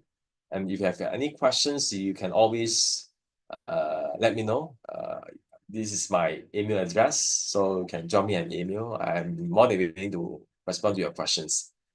Right. So with that, I thank you so much, the moderator and also faculty, the faculty management, and also Dr. Penny for the opportunity to share my lectures. I mean, give a lectures to the students of UMY. Hopefully you gain something from me today's. I know that it's a bit rushed because I have so many slides to cover. So I thought I can cover all, but I think I didn't consider the time. I didn't consider about the opening and also the we have Q&A session as well. So that's why I overlooked this part. If not, I will actually simplify the slides and then cover all the 3 parts. Right. So yes, thank you so much. Back to the moderator, Ms. Aduya. All right, thank you so much, Dr. Chung, for such a comprehensive and enlightened session. I'm very sure that everyone in here has gained invaluable insights into the research methodology and its applications. So now we would like to move on to our third agenda, which is the question and answer session. And I would like to open the floor to the questions from the audience. So if you have question for Dr. Chung, please feel free to type it in the chat box, or you can raise your virtual hand and we will invite you to unmute yourself and you could ask your question directly to Dr. Chung. And when you're asking yourself, you're asking the question, please kindly introduce yourself briefly, including your name and where are you joining us from before sharing your questions. So I'm open up for the questions now. If you have any questions, you could raise your virtual hands. Okay, I think I have one in the chat box. I will read the question for you, sir. So it's from I think it's Mr. Annaba Mulyana. Hello, and thank you for your explanation, Dr. Chung. Fully appreciate it. The question is continuing or expanding on someone else's research considered research as well? And what parameters should be considered? All right, so to continue a research, I mean, expanding somebody research is, yes, it's considered research. We encourage, you always encourage researchers to further explore, further expand the research in the future. As you can see, when you read articles, always there's a section, always there's a part called future research, right? So normally it's compiled with the limitations and future research recommendation. So from there, actually, we will suggest researchers, those researchers that are interested in this research to further explore these studies or these topics. Yes, I would say that we always encourage, it is considered a research, but you are not repeating the same thing, huh?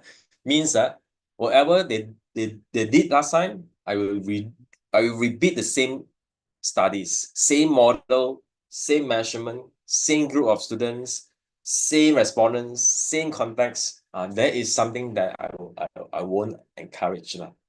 That's why, in fact, you are repeating. There's no novelty of the studies. Okay, but as I say, always research, normally we focus on two things when we do a research. One is the issue, what actually trigger you, what actually motivate you to conduct the research. Second thing is you have to identify the gap. So what is the theoretical gap? How are you going to contribute to the existing knowledge, existing literature? Okay, so you are not only addressing the issue, but you are also trying to contribute to the theoretical aspect or the existing knowledge. Okay, so that is I hope I answered the questions so is it clear to you? I'm not sure whether you I will ask it to Mr. Anamba. Is it clear? Does it answer your question? Yes, it is. Thank you very much, Dr. Chung. I would move on to the second question. It is from Jakaria Mahardika. Is it possible to use qualitative analysis for finance research due to limitation to access company confidential data? And what is your suggestion? Against finance is very broad, okay? Very broad area. So it is very much depends. Let's say you want to use some data, financial data of the companies, definitely you have to refer to secondary source. Okay. If you cannot get, let's say you want to test about, like for instance, you want to test something, whether you will actually influence the performance of the company financially, you have another alternative to test it.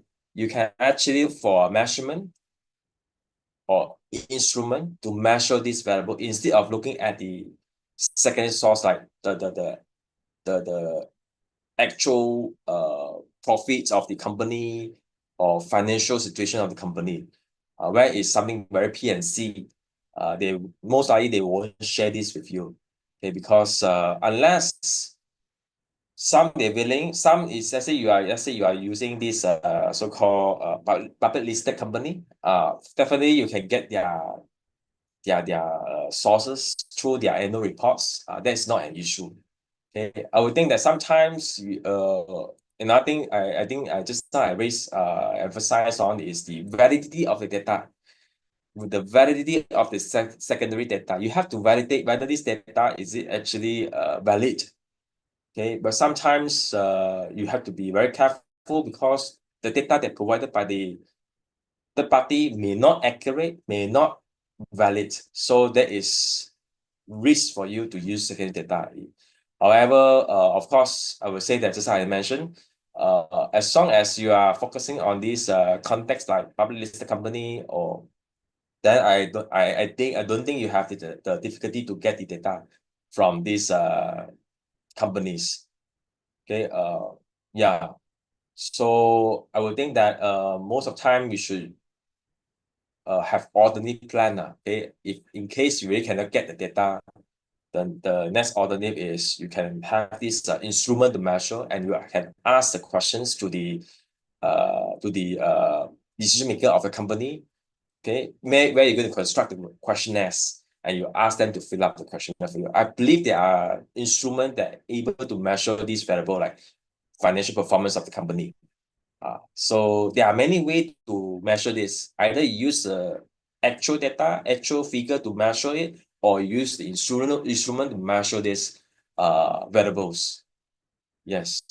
The most importantly is you have to verify whether the data is valid or not. Is it from the company or not? Of course, the data from the annual report, of course, that one is for sure the validity is higher, right? Okay, I think I have a similar question in here, but it's asking about how can we as a researcher obtain the data and permission in some institution that have a bit sensitive data. It's pretty much the same, but probably focusing on the permission, Doctor. I believe nowadays journals, publishers, they also encourage us to share data as well when we come for this publication. So there are two ways actually. I have experience before where the students they write to me. They are from Philippines, they are from other countries. They write to me that can we actually use the data? Can you share the data with us and so on?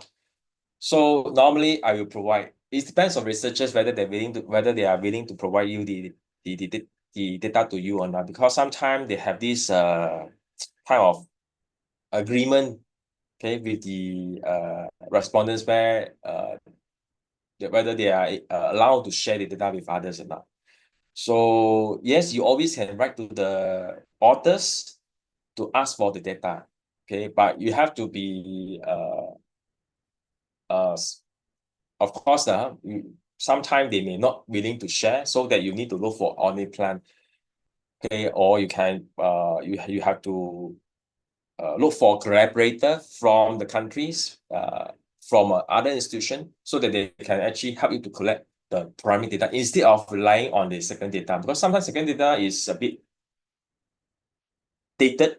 Okay, let's say the data is collected more than 5 years, so then you want to use it for your research. I think that one is a bit you need to justify why you want to rely on this data instead of collecting a new set of data which is more valid, which is able to reflect the current situations of the context, which is better, right? Okay, thank you, Professor. That was the question from Rodin Ramadan, and I have another question from Ahim Bagus. How to maximize in-depth interview techniques for use in business research to understand consumer behavior? It means the interview method, right? Yes, I think so. Maximize. Maximize the interview techniques and using it in business research to understand the perspective of consumer behavior. All right. I would think that to maximize the interview, the most important is you choose the right respondents to answer the question. I mean, to join the interview session. Because if you want to use interview method, first thing is the sample size is smaller, which is about 20. So these 20%, make sure these 20% they have the knowledge, the relevant knowledge to respond to your questions. So you can see that sometimes when you choose the respondent, we have criteria to choose respondents. So that when this respondent attend to your interview, whatever question you ask, they know how to answer. If you simply choose the respondents, maybe you ask 10 questions, they only able to answer 2 questions, they only understand a few questions. Okay, the rest they don't understand and they don't know how to respond to your questions. And then you may not get the required data for you to run and test the proposition that you propose in your studies. So I would think that in order to maximize the use of interview methods in your research study, the very first thing is make sure you select the right respondents to attend to your interview session. So how to ensure this? You must have a comprehensive criteria with justification why you want to set this as a criteria to select the respondents for your interview session. So that is my advice to you in order to maximize the interview methods in your studies. Thank you, Doctor. I think this is the last question. It is from Muhammad Bailor. What is the difference between the research gap and the novelty of a research? All right, research gap is actually all right. When we talk about novelty, okay, we always look at the value of your research, how your research contribute to the stakeholders, right? And something that no past research has actually solved these problems before or conducted this research before. It's something very unique as compared to past studies. So always, because I review, I conducted more than 1,000 reviews. I have reviewed paper for more than 100 journals. One of the criteria when I assess the paper is I will look at the novelty. Okay, I will look at the issue first. Is the issue is something new and unique, and then after that we will look at the seriousness of the issues, whether any fact to support the issues. Then I look at the novelty, the gap. Okay, the gap and novelties is actually quite similar, where of course there are many gaps you can actually try to solve, but of course you need to explain why you want to close this gap. Why is overlooked by past studies, right? So, and the gap must be related to the issues as well. Okay, so the gap and the issues must be related, right? So that is very important. So I say gap is part of the novelty of the studies. Okay, thank you, Doctor. I think I have one more question in here, but I think he would like to ask you directly, Muhammad Sultani. If you could unmute yourself and you can ask your question to Dr. Chun. Assalamualaikum warahmatullahi wabarakatuh. Waalaikumsalam warahmatullahi wabarakatuh. Kak, saya Hai. izin bertanya. Hi. Tapi saya nggak bisa bahasa Inggris. Okay, I'll try to help him in translating Sure, the question. It's Indonesia. Boleh? Boleh, iya boleh. Bagaimana? Kak, kenapa ChatGPT itu saya ulang nggak? Kenapa dampak ChatGPT? Kenapa? Dampak ChatGPT di dalam kehidupan sehari-hari. Kenapa itu? Mungkin lebih ke apa dampak dari ChatGPT gitu ya? Ya, Oh ya. kehidupan. Okay. I'll try my best to translate it to you, Dr. Chung. So his question is asking relating to the ChatGPT these days, the AI things. So he's asking about the impact of the ChatGPT and daily lives, probably in relating to the research.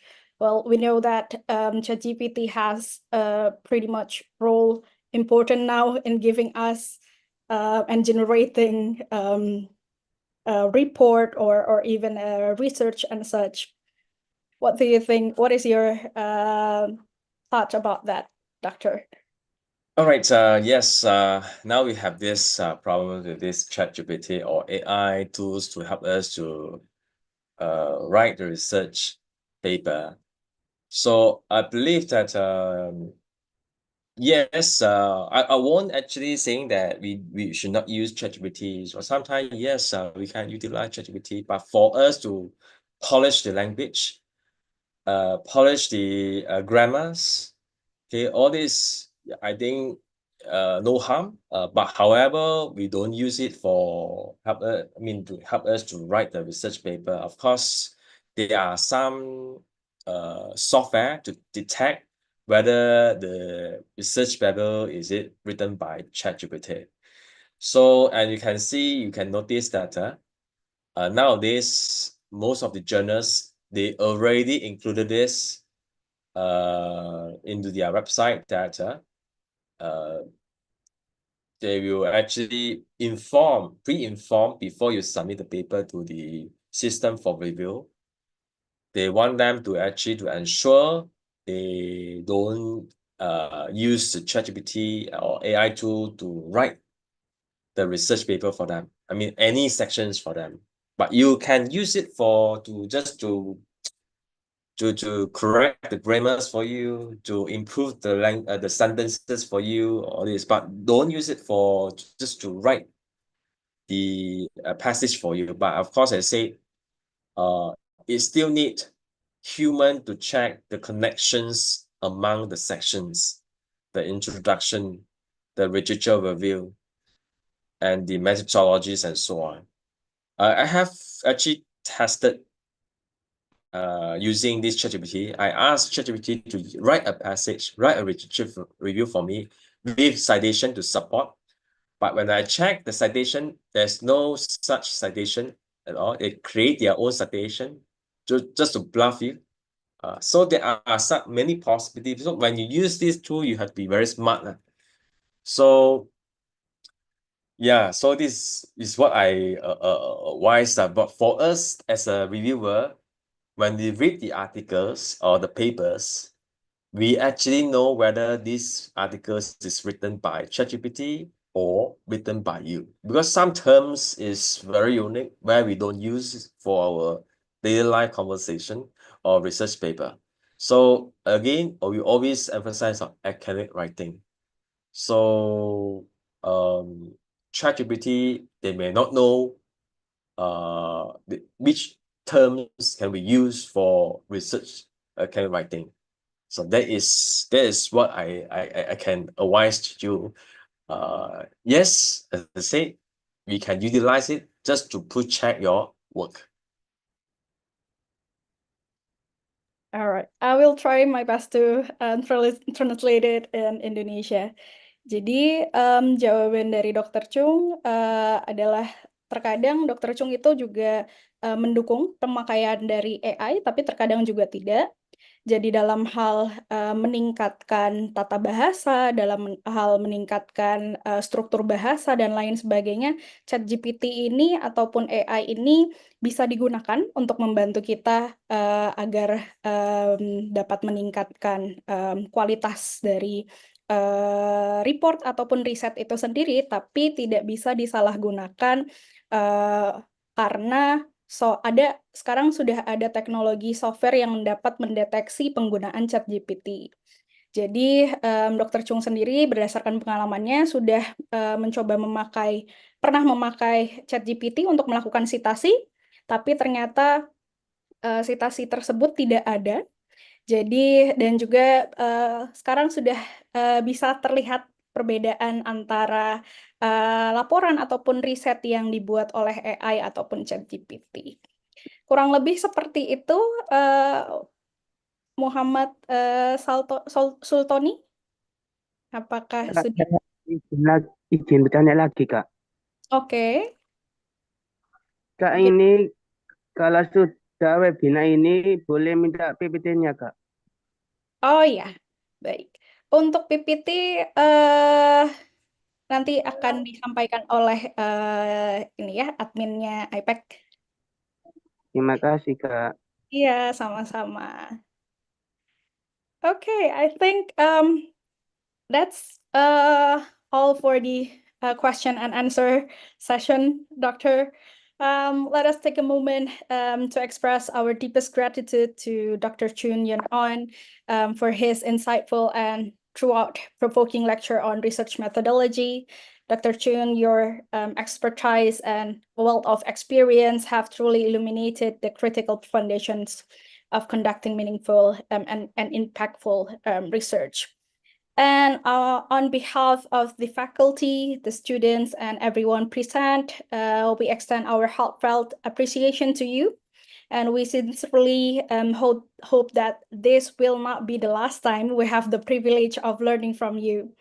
And ladies and gentlemen, before we end this session, and I would like to give out the floor to the MC for taking over for the photo session.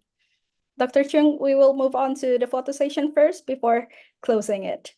And yes, thank you very much, Dr. Chung. It is my pleasure to have. Most welcome. Thank you for the opportunity to share my experience with the students. Thank you so much. Thank you, Dr. Chung. And MC, the floor is yours. Okay, thank you so much to Dr. Yuen Onn for the attractive material. Hopefully, it can help the audience to have a better understanding on research methodology. And thank you so much to Mrs. Ayudhya Diani Masali as our today's moderator, who guided the discussion so clearly. So we move to the next agenda is the spatial recognition. We will present a spatial recognition to our speaker and moderator for their valuable contribution to today's event. The certificate of appreciation will be handed over symbolically via this Zoom meeting, followed by a photo session to capture this moment. First one, we kindly ask the speaker, Dr. Yuen Onn, to stay on screen as we proceed the picture.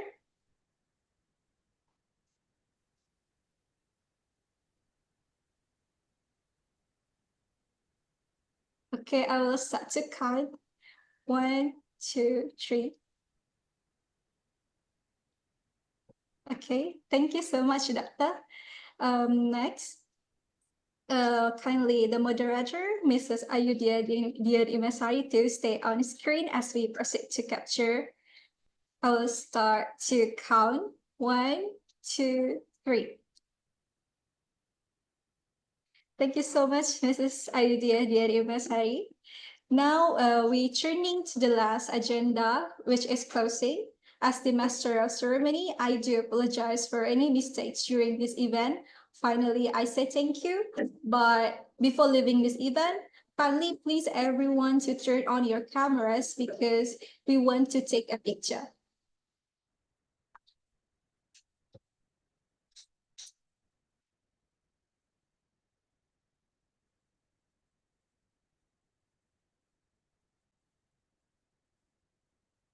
Okay, everyone, ready? 1, 2, and 3. Once more. 1, 2, 3. Okay, once again. 1, 2, and 3. Okay, thank you so much for joining this event and hope to see you again in the next event. Wassalamualaikum warahmatullahi wabarakatuh. Thank you. Thank you. Waalaikumsalam warahmatullahi wabarakatuh. Thank you very Waalaikumsalam much, warahmatullahi Dr. Chung. wabarakatuh. Thank you very Thank much. you, Miss.